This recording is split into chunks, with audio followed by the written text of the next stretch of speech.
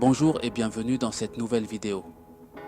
Aujourd'hui, nous allons plonger au cœur de la théorie des intelligences multiples.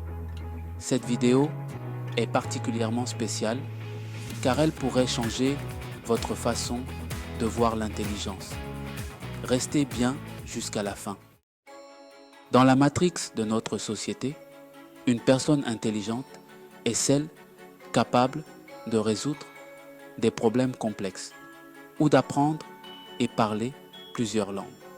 Cette manière de concevoir l'intelligence est ancrée dans le subconscient des gens, puisque nos systèmes sociaux, éducatifs sont basés dessus. Si bien que le meilleur dessinateur d'une classe d'école n'est pas considéré comme quelqu'un de spécialement intelligent, mais plutôt comme quelqu'un doté d'un simple don de dessinateur. Il en va de même pour tous les autres dons. Cependant, dans les années 1980, Howard Gardner, un psychologue américain, a proposé que l'intelligence humaine ne se limite pas à une seule forme mesurable par le QI. Selon lui, il existe plusieurs formes d'intelligence, chacune avec ses forces uniques. C'est cette diversité qui rend chaque personne si spéciale. Plutôt que de comparer des pommes et des oranges, ne vaut-il pas mieux que nous laissions chaque fruit avoir ses propres qualités? Mais parlons un peu des types d'intelligence. Vous pourriez vous reconnaître dans plusieurs d'entre elles. Commençons par l'intelligence verbale et linguistique. Des personnes comme Maya Angelou ou Shakespeare possédaient cette capacité exceptionnelle à utiliser les mots pour captiver, émouvoir et inspirer. Imaginez-vous avoir cette capacité à choisir précisément les bons mots pour toucher le cœur des gens. Angelou, par exemple, a surmonté de nombreuses épreuves dans sa vie. Enfant, elle a arrêté de parler pendant 5 ans à la suite d'un traumatisme. Mais c'est dans ce silence qu'elle a trouvé la puissance des mots. Ce genre de résilience inspire, n'est-ce pas?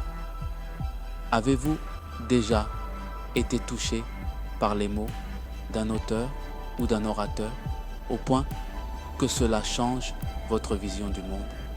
Dites-le nous en commentaire. Ensuite, l'intelligence logico-mathématique. Albert Einstein, un génie bien connu, incarne ce type d'intelligence.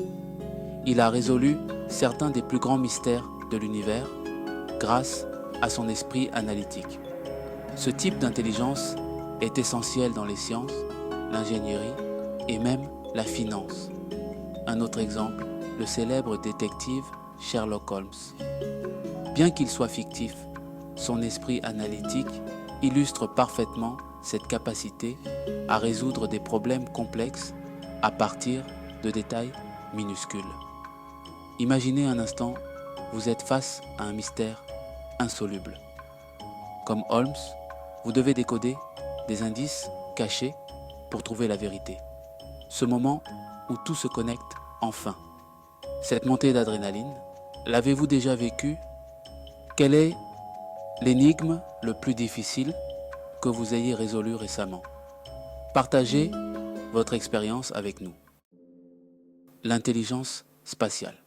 L'intelligence spatiale, quant à elle, se manifeste chez des artistes comme Léonard de Vinci ou encore des architectes comme Zaha Hadid. C'est la capacité à visualiser en 3 dimensions et à donner vie à des idées complexes à travers des formes et des structures. Imaginez être capable de voir dans votre esprit les formes avant même de les dessiner, comme si chaque coup de pinceau ou chaque brique prenait déjà vie. Ce fut le cas pour De Vinci, un maître de la vision et de la création. Vous avez peut-être un talent caché dans les arts visuels. Comment l'utilisez-vous au quotidien? L'intelligence musicale et rythmique. L'intelligence musicale est sans doute la plus intuitive. Beethoven, par exemple, a composé ses œuvres les plus célèbres alors qu'il était presque totalement sourd. Comment est-ce possible? Parce qu'il entendait la musique dans son esprit. Imaginez perdre l'ouïe, mais sentir la musique vibrer dans chaque fibre de votre corps. Beethoven a prouvé que l'art transcende les limitations physiques. Avez-vous déjà ressenti ce genre de connexion profonde avec la musique? Une chanson qui vous fait vibrer au-delà des mots. Vous aimez ce que vous voyez? Alors abonnez-vous maintenant et laissez un pouce bleu pour soutenir la chaîne. Cela m'encouragerait énormément à créer du contenu inspirant comme celui-ci. L'intelligence corporelle kinesthésique. L'intelligence corporelle kinesthésique est la capacité à utiliser son corps avec une maîtrise parfaite. Des athlètes comme Simone Biles en sont un parfait exemple. Chaque mouvement est calculé, chaque geste est précis. Imaginez-vous en train de réaliser un saut périlleux triple. Tout repose sur un moment de parfaite coordination entre votre esprit et votre corps. C'est impressionnant, non? Avez-vous déjà ressenti cette maîtrise physique dans un sport ou une activité? Racontez-nous votre expérience. L'intelligence interpersonnelle et intrapersonnelle. Ces intelligences sont souvent liées. L'intelligence interpersonnelle, c'est comprendre les autres. Oprah Winfrey, par exemple, est une experte en la matière. Elle a une capacité innée à connecter avec les gens, à comprendre leurs émotions et à créer un environnement de confiance. Imaginez avoir la capacité de comprendre les émotions des autres rien qu'en les observant. Cela crée des liens profonds, n'est-ce pas? L'intelligence intrapersonnelle, quant à elle, consiste à se comprendre soi-même.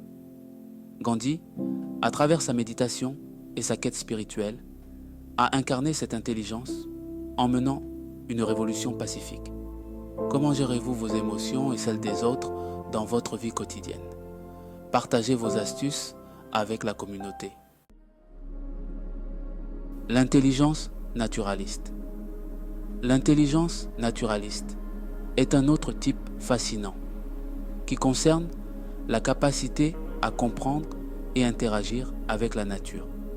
Des personnes comme Jane Goodall, célèbre pour son travail avec les chimpanzés, incarnent cette forme d'intelligence. Elles ont une sensibilité innée pour les écosystèmes, les animaux et les environnements naturels. Imaginez-vous capable de sentir les subtilités du monde naturel, comme si chaque feuille, chaque animal racontait une histoire, tous une histoire. Cette connexion profonde avec la nature permet à ceux qui possèdent cette intelligence de comprendre le monde d'une manière que beaucoup ne peuvent pas. Comment vous connectez-vous avec la nature? Est-ce que vous vous sentez en paix dans un environnement naturel? Il existe une autre forme d'intelligence parfois mentionnée, l'intelligence existentialiste. Elle concerne les questions profondes sur l'existence humaine, comme le sens de la vie, la mort et notre place dans l'univers.